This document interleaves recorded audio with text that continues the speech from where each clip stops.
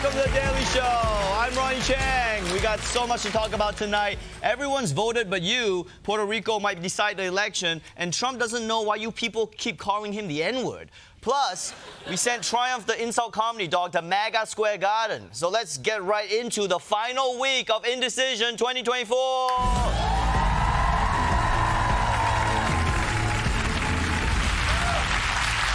We are now just 1 week from Election Day, but the election is actually well underway. Over 50 million people have already voted early. These days, Election Day is like a white woman's birthday. You gotta celebrate it for a whole month.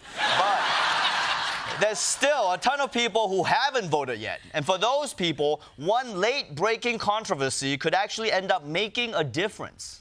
Days of backlash after a comedian's racist joke about Puerto Rico at a Trump rally. They are seeing this backlash break through in a way that they have not seen yet this cycle. Puerto Rico fallout spreading like wildfire in Pennsylvania. Superstars like Bad Bunny, J-Lo, and Ricky Martin took to social media and their hundreds of millions of followers, blasting out support for Vice President Harris. Jean-Marie Lugo says the joke sealed her vote for Harris. I finally said, no, I have to be in the right side of the history. She has lived in Philadelphia for 20 years and was leaning towards Trump until the comments.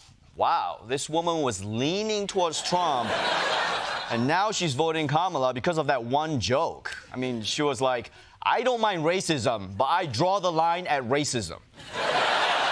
This one offensive joke about Puerto Rico being a garbage island seems to have really broken through in a way that almost nothing else has. I mean, after all the speeches and the interviews and the press and the energy spent and ads and billions of dollars being thrown around, people just ignored almost everything. But this joke somehow broke through the noise.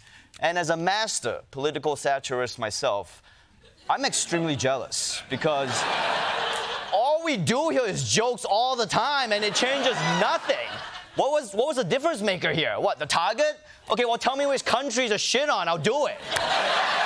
All right, hey, Australia, you're the garbage island. Anything? Anyone? Did that move the needle? How is our engagements? This joke looks like it could have a lasting effect on the race, and I get why.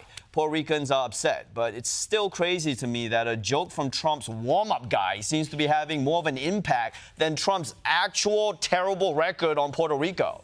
I mean, his administration blocked Puerto Rico from receiving hurricane relief. Then Trump went down there and tossed paper towels into the crowd, I guess to help them soak up the hurricane. And to top it all off, Trump tried to trade Puerto Rico for Greenland. I mean, he would rather... That's not a good thing. Don't applaud that.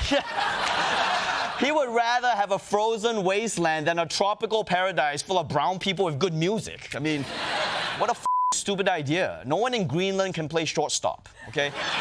So, will this affect the race? We'll see what happens. But in the meantime, the joke from that MSG rally that really got my attention was actually this one.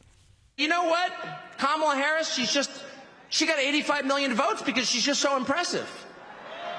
As the first Samoan, Malaysian, low IQ, former California prosecutor ever to be elected president.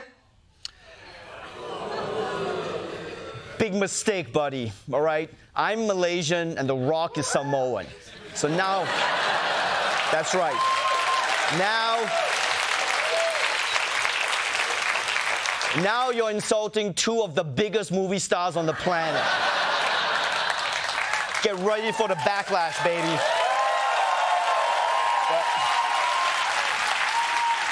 But the MSG rally came at a bad time for Trump because last week, his former chief of staff, John Kelly, said that Trump praised Hitler's generals. Yeah, cool. Thanks for finally going on the record 5 years later, General John Kelly. Anything else you want to warn us about? Like maybe a suspicious bag on the subway in 2004?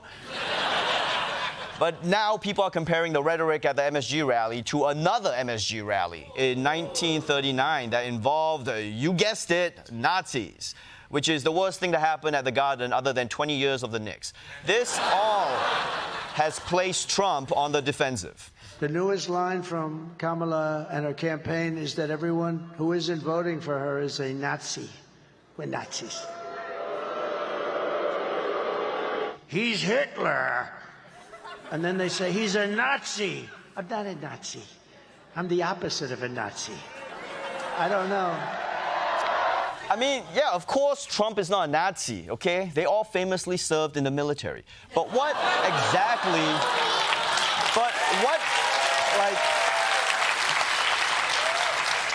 what exactly is the opposite of a Nazi?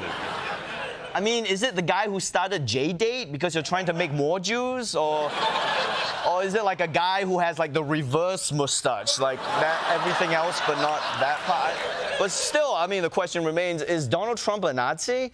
Well, according to J.D. Vance, the only way to settle this debate is to talk to the people who actually fought the Nazis while they were in the middle of fighting the Nazis. Now, when these guys were fighting the actual Nazis back in 1944, I wonder what they would think about the Kamala Harris campaign. I'd like Kamala Harris to go back in time and hop on that boat and say that she wants taxpayer-funded sex reassignment surgeries for illegal aliens. And I'd like to hear the response of those brave men. Yeah, I feel like they might have other things they want to talk about first, like, I don't know, what, you're from the future? Hey, can you tell me the enemy's exact position and if any of these bullets are gonna hit me right now? Also, Bitcoin, is that a thing or not? And by the way, this is an interesting debate because Kamala has actually never called Trump Hitler. J.D. Vance did, though, and if these... And I mean, if J.D. Vance has got a time machine, maybe he should go back in time and tell himself to shut the up. Oh, who knows? I mean, maybe he got it right the first time. But J.D. Vance wasn't the only one talking about time travel. RFK Jr., the legend, also chimed in with the weirdest reason for not comparing Trump to Hitler. So many of us, when we were kids in this country, were asked to answer, to consider the moral quandary. Would you, if you could go back in time, would you kill baby Hitler before he could do all the damage? And most of us answer, yeah, we would do that. So when you compare an American political figure to Hitler who was about to become president, right. The kind of people who are already a little unstable, you're really suggesting to them that this man should be killed before he gets into office. Man, you thought my accent was bad. But wait. And what are you saying? What, you shouldn't call Trump Hitler because someone will go back in time and kill baby Trump? I mean, I don't know. Even by RFK Jr. standards, that makes no sense. I mean, it sounds like his brainworm got a brainworm. And most people would kill baby Hitler, but only RFK Jr. would then drop the baby Hitler in Central Park and make it look like a bike accident. So, for more on RFK's comments about why we can't call Trump a Nazi, let's go live to Grace Kuhlenschmidt. Grace,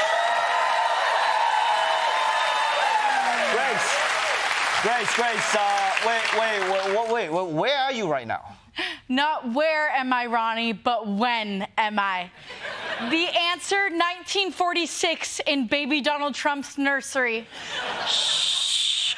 It's okay, little itty bitty booba, mama's here. Grace, what the how did you go back in time? I know, right? Okay, well, what are you doing with baby Trump? Well, I heard what RFK said, and it gave me a great idea. Not the first time RFK has done that. Oh my God, Grace, you're not gonna do what I think you're gonna do, are you? What? Oh, no. Oh my God, I would never hurt a baby. I have dropped him several times by accident. But no, I'm here to kidnap baby Trump and protect him from all the unstable people who might come back in time to hurt him.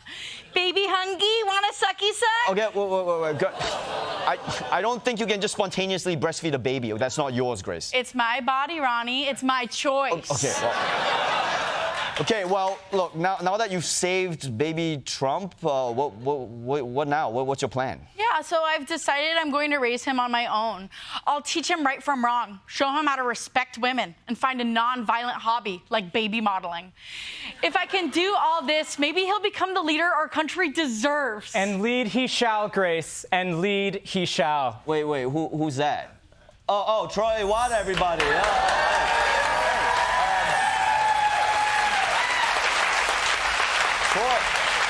Where are you reporting from? Not where am I, Ronnie, but when am I? All right, just shut the up and tell me where you are. Okay. I'm from the alternate timeline where Grace successfully raises baby Trump. Oh, God, another multiverse? Marvel. Thank you for everything you do. Yes, and thank you, Grace, for changing the world. You're a hero here. Everyone here knows your name. Grace Kuhlenschmidt. Okay, wow, that's great. So, Troy, is the timeline good? It's great. Everyone is so kind. There's no global warming. We all have flying cars that you can have sex with. And last night, Good Trump held a rally at Madison Square Garden, and his opening joke was, you know what the worst thing about Puerto Rico is? I don't get to spend enough time there. Oh, wow. Grace, I guess you did it. I mean, you must be so proud. We are forever in your debt, Grace. You saved the world. Thank you, Troy. Quick question, though. What is happening with your hair? Oh, I know. Hot, right? So all is right in the world. President Trump is sweet as pie, and we all have this really chic haircut. Everyone has that haircut? Literally everyone. It's the only haircut in this timeline. It looks dumb as shit. I'm sorry. I can't do this. If my actions are what caused that haircut, then I'm out. Grace! No! Wait, Grace, why did you do that? That was our last chance to save the world. Not worth the haircut, Ronnie. I'm coming back to the future. Oh, that's why it's called that. All right, good. Grace Kuhlenschmidt and Troy Watt, everybody.